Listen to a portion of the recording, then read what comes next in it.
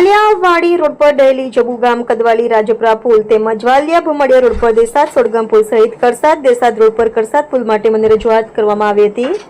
જે અંગે ઝઘડિયા વિધાનસભાના ધારાસભ્ય રીતેશભાઈ વસાવા દ્વારા ગુજરાત રાજ્યના મુખ્યમંત્રી ભૂપેન્દ્રભાઈ પટેલને રજૂઆત કરવામાં આવતા અગત્યના પુલોની મંજૂરી આપવામાં આવી તેમજ ડહેલી ગામના આદિવાસી સમાજના લોકોએ સ્મશાનમાં અંતિમ ક્રિયા માટે કીમ નદી ઓળંગી જવું પડતું હતું, તેઓ માટે નવા સ્મશાન ગૃહ અને તેને ફરતે કમ્પાઉન્ડ વોલની પણ મંજૂરી મળી ગઈ છે, જે જલ્દી જ કામગીરી હાથ ધરવામાં આવશે. સીતાબેન વસાવા, તાલુકા પંચાયત વાલિયા, 2024-25 ડેહલી ગ્રામ પંચાયત ગુજરાત પેટર્ન યોજનામાં 5 લાખનું સ્મશાન ગૃહ મંજૂર થયેલ છે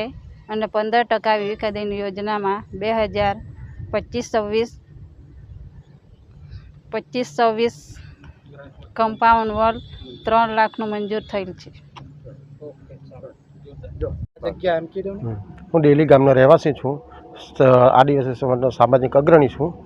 અને 2 દિવસ પહેલાં ડેલી ગામે જે વિડીયો વાયરલ થયેલો, જે આદિવાસી સ્મશાન માટે કીમ નદી ક્રોસ કરીને નના લઈને જતા હતા એને માટે, તો એ જૂનું જે સ્મશાન છે તે નદીની પેલી પાર છે, પણ હાલ અમને 2023માં કલેક્ટર સાહેબ શ્રી દ્વારા તેમજ સરકાર શ્રી દ્વારા અમને 22 ગુંઠા જમીન નવું આદિવાસી સ્મશાન માટે ફાળવી આપેલ છે. એ જગ્યા અમારી પાછળ છે.